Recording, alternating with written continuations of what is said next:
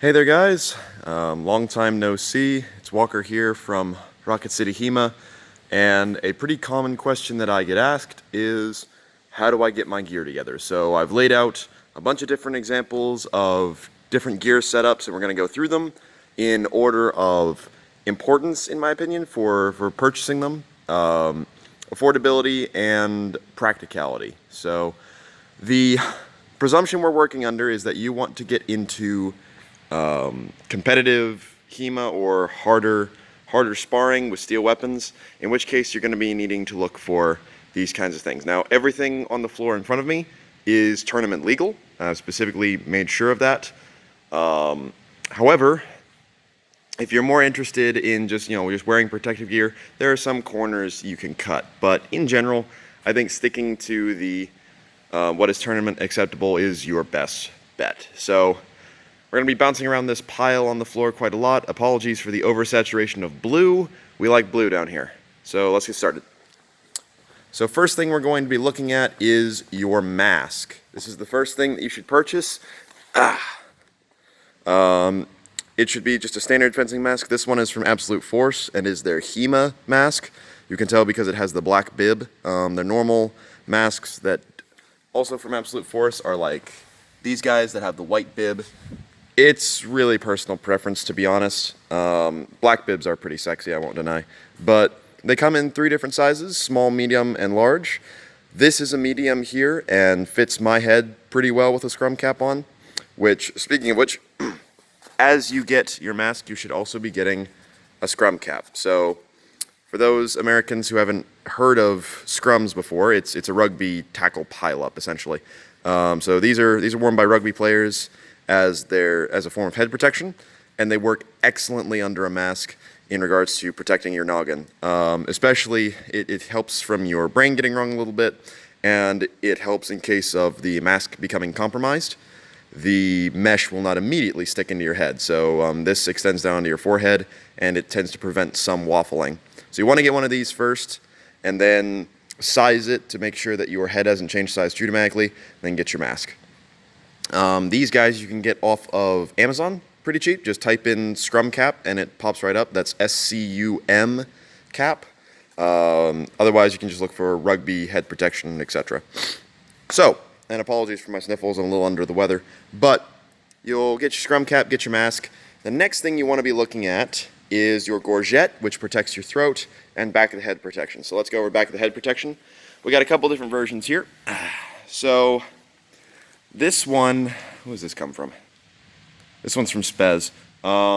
You'll see these occasionally. What they do is they just slot in behind the mask. So if I turn this guy over here, get him right there. There we go. He slots kind of just right there-ish underneath this back bib here, which it's a lot less cumbersome, but it leaves a big gap right here, and I don't personally think they're all that safe. They're decently cheap, if I recall, but most all of my guys who got these pretty much hated them, and hence why I have one of them. The only one who still is wearing his is one of my guys named John, and that's just because he was trying to buy one of these. So this is the Spez, I don't remember the exact name for this, but it's a hood, essentially. So it goes over the mask entirely and actually adds these extra layers, and there's a hard plate right here. There's extra layers right over the throat, which is very, very nice. If we flip over the back, fully covers the back. It ties across so that there's no gaps, really. When these guys first came out, I didn't like them a whole lot because they never seemed to fit right, but I don't know if they changed the design or just having them a little bit better fitted made that big difference, but they look a lot better now. These guys are pretty awesome. So like I said, John was trying to buy one of these, accidentally got the wrong size, and just gave me this one and kept his old one because it wasn't really a big deal. But these are super, super awesome. I use this as a loaner for the school, and it's pretty good. Now these are size 2 the helmets, so make sure that you get the size appropriate. This one fits a medium helmet or a small helmet, cannot fit a large.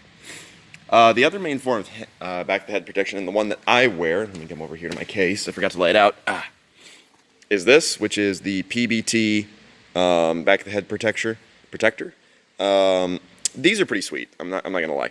They're a little bit less protected on the backside, but they've got that extra layer of cloth there that prevents the gap from happening. There's a little bit of gap here by my throat, but you just got to have a gorget that comes up all the way, and it's not a problem.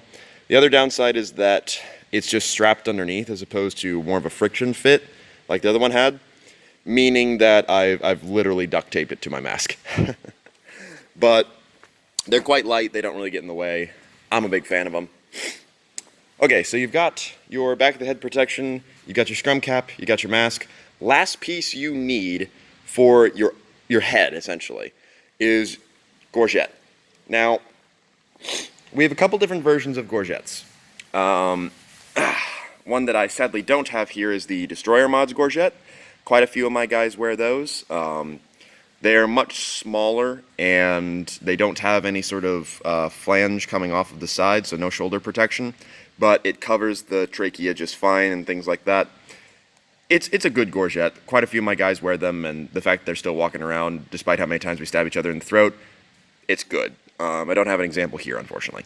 But those are pretty good. I'm pretty sure you can get Destroyer Mods off Spez. If not, you can go directly through Destroyer Mods. I'm pretty sure they still have their website up and running. They're pretty good. Next, another common one is another BBT? Yeah, it is. This guy. So this design comes off of this design. So this is from Absolute Force. Originally, their gorgets, they didn't have these bits here. They just had the throat protection. When they added these on, these are decently cheap, but they're pretty big. Which can be nice, because if you slot it underneath your gear, then you get a little bit of extra shoulder padding, and this extends further down onto your chest. I got these to use as loners. In my youth class, wear them a lot. They're pretty good. A bit big and literally big. So this is a size, I think is this a large? Yeah, it's a large. They've got mediums, smalls, etc. And they fit most people. They're pretty good. They're a gorget for a budget. But this design for BBT came off of that, I believe, and these are much smaller and a little better. I'm not going to lie. They fit people a lot closer. I think about half of my students use these, and they're pretty good. Then another one, and I cannot recall who made this. I think this is Leon Paul. Let me see if I can find anything in here. Nope, can't find any maker's marks. But so I believe Leon Paul made these. I don't know. But these gorgets are kind of, you know, the Darth Vader choker. What this is articulated plastic, very similar to a late period gorget that locks to your helmet. And it velcros around the back so that the front overlaps the back, and it fits very nicely. When I first saw this thing, my initial inclination was this is terrifying because it's just plastic. It doesn't look all that secure. But quite a few of my people have been borrowing this one and wearing it, and it can fit a lot of sizes of neck, so that's kind of nice. It works really, really well with motocross gear, which we'll come to again later because of how far this bib here extends down. It fills a gap that is normally there with motocross gear, so that's pretty sweet. Nothing on the shoulders, which is all right because it fits very close to the neck, and it does impact your neck mobility a little bit, but nothing too crazy, and you know you don't want to be having your head whipped around. So those are okay. Some people I know have looked at that and gone, but it's personal preference, really. Okay, then this guy. This is the gorget that I wear, and I love this thing to death. So this comes from Terry Tyndall of That Guy's Gorgets. He does not make them to custom order anymore. He makes limited runs of them and takes them to events. I'm going to go up to WMAW very soon, so for my students watching, he should have some of these here. There. I am more than happy to grab some for you. But I had this one custom made for me, and the reason I had it is because I was going into my first ever steel tournament, and I was not going to risk my neck at all. So what this is brigandine. So underneath these little studs, they're all connected to a metal disc / plate. I think it's a disc, but they overlap each other like scales, so they are super, super protective while still remaining mobile. This is how brigandine works. There's a hard plate right here, triangular, right over the throat. This all is solid steel covered in leather. There is a back plate here that protects my spine, and then some more brig, and they just attach at the sides. This guy is awesome. I love this thing to death. It's It looks very good as well, and I can't imagine trusting my neck in anything else. The only downside of this might be that the leather may eventually wear down, but just alternate whichever side you buckle, I suppose.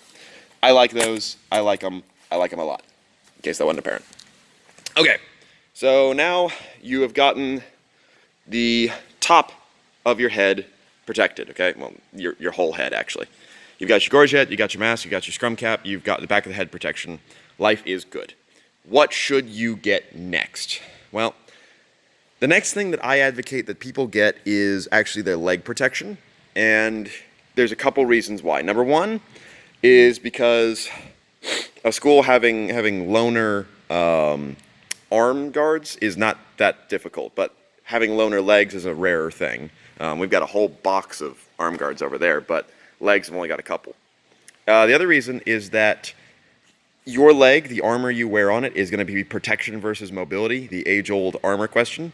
And so you want to make sure that you get something that works for you. You want to make sure that you shop around and find something that's very comfortable and that you can use and that keeps you safe, because getting cracked in the shin with a sword sucks. Also, because every city that has a HEMA club probably has either a Dick's Sporting Goods or what are they called? Modell, I think. Yeah, Modell Sports. Or we have Academy Sports, which is like literally just down the road. And finding shin guards from other sports is not that difficult. So we're gonna go over a couple ones here. These ones are catchers, and you'll see these around a couple times. A couple people still wear them in competitive HEMA. I don't like them. They're affordable, which is great, and they cover most everything, but the problem with them is that they're very flat. They don't really encompass your shin. So if you've got big burly legs, these are not a bad thing. But if you've got legs they're thinner, like mine for example, it leaves a lot of gap, and then when it gets hit, it can spin around on your leg. Not to mention, the elastic wears down, and these can occasionally get hit directly by a sword and get stuck, which is annoying. So these are okay. Kind of depends upon your stature and your build. These are like that, but the lighter version, okay? So, Roman Centurion, Roman Auxiliary. They have no articulated knee, so they don't go all the way up. They curl around a lot more, so most of my thinner guys wear these, and they're pretty good. I would beef up that knee, put some foam or something in it. Same issue in regards to the fastening, but it's all right. It's not a bad option, and it works pretty well if you're wearing it under something, because it's less intrusive. These guys, meanwhile, these are like that on steroids. So these are, I think they're still catchers, and these come from Rawlings. But these guys curl all the way around. They've got nice, thick padding. The knee goes into there very nicely. A lot of my guys rip off the top of the foot guard because it's just not very useful, but some keep it. But yeah, these guys are fantastic and pretty easy to find if you can just go into the baseball section or anything of that nature. So these are pretty good. Then one that I don't have here that another bunch of people wear are, I think they're from Red Dragon, but they are articulated knees, so very much like cuisses, and they only extend down to about, I'm going to show on my leg here, so they've got an articulated knee that goes up to about here, and it comes down to about here, okay? And then most people wear a soccer shin guard to cover that part of their leg. Those are pretty good. A lot of people stand by them. I've seen a lot of the Europeans wearing them, and they're pretty mobile. So those are all right. I have a set somewhere, but they're broken and I need to fix them, and I got to find them. But the only downside of that, of course, being separate pieces. And I tend to advocate trying to have more pieces that directly link together when it comes to your extremities. But if it works for you, it works for you. A lot of taller guys, because they can't find a shin guard that fits them, will go that route, and that's not a bad idea. But the articulated knee on those is very, very protective. So then we come to what I wear. So these guys, good luck finding them, but I'll go over them anyway. So these are from Motocross, I believe, and the company that made them is Roach. I've never been able to find these ever since. It's just me and one other guy that I've ever seen wearing them. I love them to death. So reason being that they are very, very padded, and they go most of the way around my shin. And while I don't really like the fact that that's just soft, the knee is very encompassing, and I've never had any problems with this shifting on me. In fact, it's actually molded to my leg over the years, which is quite nice. These guys are just fantastic. The only thing I'd change is that I don't like elastic and Velcro. I'll probably have to replace those with buckles at some point.